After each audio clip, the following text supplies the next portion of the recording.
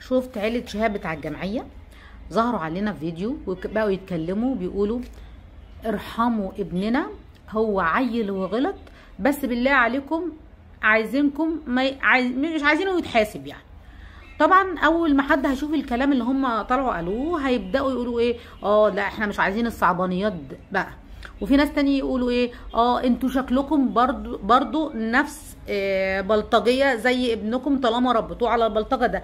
وطبعا كانوا بيتكلموا كده عشان الناس كانت بتصور في بيتهم اللي هو متواضع، او نقدر نقول ان هم من الطبقه اللي تحت المتوسطه، فهم متخيلين ان الطبقه دي لازم تكون بلطجيه. لا والله، الفقر مش عيب.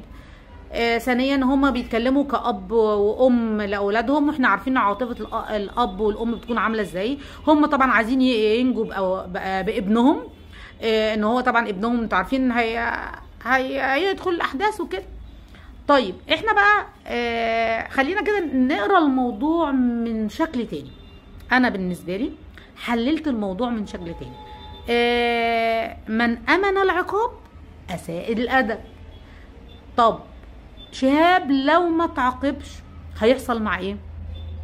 هيحصل ان هو الناس كتيرة هتعمل زيه، وفي ناس فعلا بتعمل زيه، ولو هو خرج وكمل على هذا الوضع من غير عقاب فهو هيكمل وهيكون بلطجي كبير طبعا. طيب ومحدش فوق القانون، يعني فقير غني محدش فوق القانون. طب نرجع بقى للأساس، التربية بتاعت الأم والأب إن هم خرجوا ولد زي كده. ممكن يكون هم كمان اتربوا على نفس العادات والتقاليد ونفس النظام في التربية مع أهلهم، فهم طلعوا كده وطلعوا أولادهم كده. يا جماعة الفقر مش شماعة هنعلق عليه سوء تربيتنا لأولادنا، وإن احنا نطلع أولاد للمجتمع ورمز لدينهم مفروض يكونوا ولاد التربية. لا ابدا خالص. في ناس كتيرة فقراء وطلعوا اولادهم، مش هنقول ان هم مهندسين ودكاترة، لا انا مش بتكلم عن العلم، انا هقول لك طلعوا اولادهم ناس بتتقي ربنا. اهم حاجة اتقاء الله في المعاملات.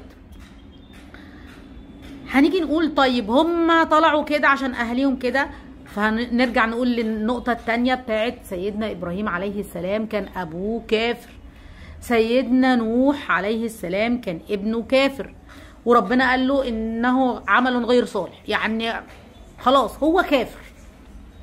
فمش شرط إن الأب يكون بلطجي فالابن يطلع بلطجي، وإحنا عارفين الكلام ده.